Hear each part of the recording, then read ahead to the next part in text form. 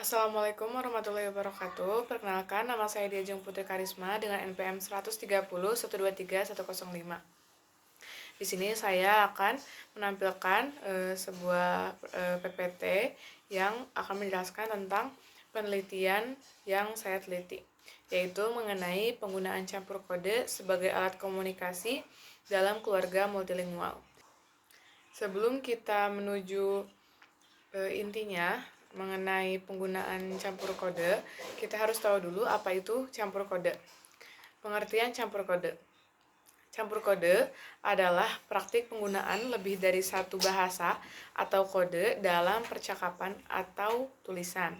Hal ini umum terjadi dalam situasi di mana pembicara atau penulis memiliki pengetahuan lebih dari satu bahasa atau dialek. Nah, dan mereka menggabungkan elemen-elemen dari bahasa-bahasa yang mereka ketahui dalam interaksi sehari-hari. Nah, praktik campur kode bisa terjadi dalam berbagai konteks seperti percakapan informal, media sosial, atau bahkan dalam konteks akademik untuk mengaplikasikan konsep atau metode yang lebih baik dalam bahasa tertentu. Lalu ada pengertian multilingual. Sebelum menuju ke inti, maka kita juga harus tahu dulu apa itu multilingual gitu, keluarga multilingual. Kata multilingual merujuk pada kemampuan seseorang atau sesuatu yang menggunakan atau memahami beberapa bahasa ini menggambarkan keupayaan untuk berkomunikasi atau bekerja dalam lebih daripada satu bahasa secara efektif. Orang yang multilingual biasanya dapat berinteraksi dengan berbagai komunitas bahasa dan mengalami kelebihan dalam persefahaman lintas budaya. Jadi multilingual itu merujuk kepada kemampuan seseorang yang memiliki pengetahuan tentang banyak bahasa gitu, lebih dari 2 bahasa. Metode yang saya gunakan dalam penelitian ini adalah metode kualitatif untuk mengumpulkan dan menganalisis data karena fenomena yang diteliti ini bersifat deskriptif gitu. Menurut Sugiono 2016 dalam jurnal Nur, metode deskriptif kualitatif adalah pendekatan penelitian yang berbasis pada filsafat positivisme dan digunakan untuk mengkaji kondisi objek secara alamiah. Fenomena campur kode dan alih kode merupakan salah satu dari banyaknya kondisi alamiah yang terjadi, sehingga saya sebagai peneliti memilih untuk menggunakan metode ini dalam penelitian saya. Teknik analisis data yang digunakan dalam analisis kualitatif terdiri dari 4 proses utama, yaitu ada pengumpulan data gitu, dikumpulkan dulu datanya, lalu direduksi data tersebut, lalu disajikan, dan terakhir ada penarikan kesimpulan serta verifikasi. Nah, setelah melakukan penelitian ini, saya menemukan bahwa terdapat pola-pola komunikasi pada keluarga multilingual, yaitu fenomena campur kode. Campur kode ini juga dibedakan menjadi 2, yaitu campur kode ekstern atau keluar dan campur kode intern atau ke dalam. Campur kode intern itu adalah campur kode yang pencampuran bahasanya itu dari bahasa asli dengan segala variasinya gitu, bisa dengan bahasa daerah atau dialek.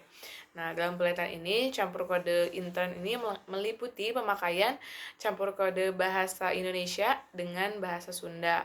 Lalu ada campur kode ekstern atau keluar, ialah campuran kode yang menggunakan bahasa asing. Dalam penelitian ini campur kode ekstern meliputi pemakaian bahasa Inggris, Arab, dan Korea. Nah, pembahasan ya. Bentuk campur kode yang dianalisis dalam penelitian ini terjadi antara anggota keluarga yang memiliki kemampuan berbahasa lebih dari satu. Wujud campur kode intern antara bahasa Indonesia dengan bahasa Sunda dapat dilihat pada data di bawah ini. Anggota 1, ayah, ini dikasih nasi kuning sama Pak Eden. Kepala keluarga, iya. Anggota kedua, dimakan ku Abi untuk sarapan. Kepala keluarga, sumuhun sayang. Nah, jadi di percakapan tadi, ketika anggota 1 memberitahu pada ayahnya bahwa beliau mendapat nasi kuning dari tetangganya yang bernama Pak Eden, pada percakapan di atas terdapat penggunaan campur kode yang ditandai dengan pencampuran antara bahasa Indonesia dengan bahasa Sunda yang dilakukan pembicara dalam berkomunikasi. Nah, hadirnya campur kode tersebut ditandai dengan penyisipan unsur kata abi yang dilontarkan oleh anggota 1 pada kalimat dimakan ku abi untuk sarapan. Nah, kata abi dalam bahasa Sunda memiliki arti aku jika dalam bahasa Indonesia. Lalu adanya penyisifan unsur kata sumuhun pada kalimat sumuhun sayang. Nah, juga merupakan tanda terjadinya campur kode dalam percakapan di atas. Sumuhun ini memiliki arti iya, benar, dan betul. Maka alih-alih menggunakan kalimat iya sayang, ayah menggunakan kata sumuhun sebagai penggantinya. Karena dengan kata sumuhun percakapan pun terasa lebih nyaman, hangat, dan tidak kaku. Lanjut, ada campur kode ekstern, yaitu bentuk campur kode bahasa Indonesia dengan bahasa Korea, Inggris, dan Arab. Ini tuh faktor penyebab terjadinya campur kode ekstern ini itu karena ada kultur agama, modernisasi yang dialami anggota keluarga, serta pola pendidikan yang ditempuh oleh salah satu anggota keluarga. Berikut contohnya. Ada anggota 1, selamat ulang tahun pernikahan untuk Mbak Sila dan Mas Bagas. Semoga menjadi keluarga yang sakinah, mawadah, dan warohmah. Bersama hingga akhir hayat dan semoga segera dikasih momongan. Amin. Anggota 2, amin. Makasih doanya Mama. Doa Mama adalah hadiah terbaik di anniversary kami. Anggota 1, sama-sama sayang, doa Mama setiap hari untuk kalian sayang. Anggota 2, kamsahamnida Mama. Pembahasannya. Jadi pada percakapan tersebut tadi terdapat pencampuran bahasa antara bahasa Indonesia dengan bahasa Arab. Nah, campur kode yang terjadi pada percakapan di atas ditandai dengan penyisipan unsur bahasa Arab yaitu kata sakinah, mawadah, dan warohmah. Dan ada amin juga yang berarti sakinah itu memiliki makna tenang. Mawadah itu memiliki arti cinta kasih, dan waromah berarti berarti rahmat, dan amin memiliki arti kabulkan. Nah, faktor penyebab mengapa campur kode bahasa Indonesia dan bahasa Arab ini terjadi adalah salah satunya adalah karena faktor agama yang dianut oleh anggota keluarga multilingual tersebut, yang mana dengan Islam itu berkaitan erat dengan bahasa Arab karena Al-Quran sendiri merupakan kitab suci umat Islam itu menggunakan bahasa Arab. Lalu selanjutnya ada fenomena campur kode yang terjadi pada dialog di atas adalah pencampuran bahasa Indonesia dengan bahasa Inggris yang ditandai dengan penyisipan unsur kata anniversary pada kalimat amin, makasih doanya Mama. Doa Mama adalah hadiah terbaik di anniversary kami. Nah, kata anniversary sendiri berasal dari bahasa Inggris yang memiliki makna peringatan tahunan yang seperti pernikahan ataupun ulang tahun. Nah, salah satu faktor penyebab mengapa terjadinya campur kode antara bahasa Indonesia dan bahasa Inggris adalah faktor pendidikan yang ditempuh oleh salah satu anggota keluarga multilingual tersebut. Lalu selanjutnya terdapat pula campur kode antara bahasa Indonesia dengan bahasa Korea.